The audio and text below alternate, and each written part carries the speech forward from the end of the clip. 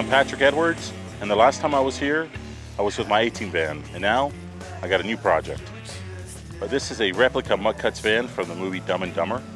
It's a 1991 Ford Econoline E250, basically the exact same van that was used in the movie.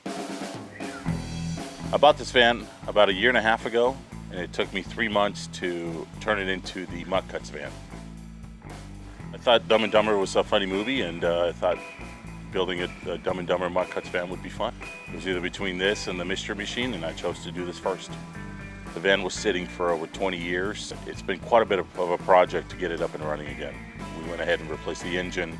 As you can tell, the front end doesn't have a whole lot of airflow, so we had to upgrade to a performance fan and radiator. Labor, I don't even want to add up. We built the front nose out of conduit and expandable spray foam, and then we shaped it to the right shape.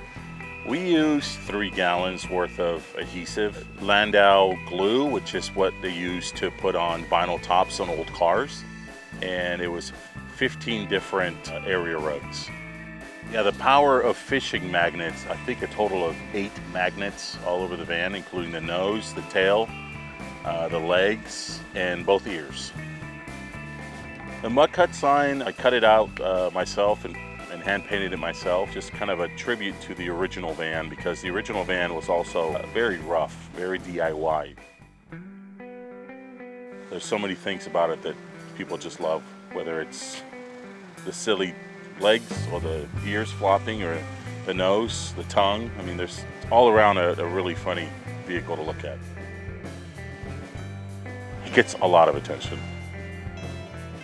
I love taking it places with my family, and it's really fun, the attention that it gets no matter where you go.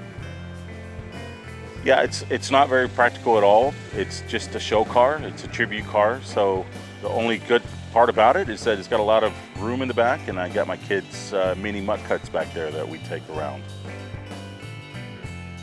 I've been fortunate to have quite a bit of different vehicles and cars that I can be proud of and show off. Nothing comes close to the attention that this van gets. That's all. It's all it brings is happiness to people. You know, whether you know the movie or not, it's just a silly thing you see. And no matter what, we've had people come up to us and say, "Man, I was having a rough day, and then I saw your van, and it made my day so much brighter." Typically, I drive it between maybe 10 and 20 miles a week. We don't really drive it too often. It really all depends on weather. So if we're going to have any kind of rain in the forecast, we typically don't take it out. I built it to enjoy. You know, I don't get emotionally attached to any of my vehicles, so if somebody wants to buy it, then it's for sale. Take it out on date night sometimes, so it's a lot of fun to drive it around, enjoy people's reactions. Well, now that we have it finished, we just take it around town and enjoy it with the family and the kids. We like taking it to charity events and car shows. If we have an opportunity to take it to a charity event, we're definitely happy to do it. And if we can brighten somebody's day with it, why not?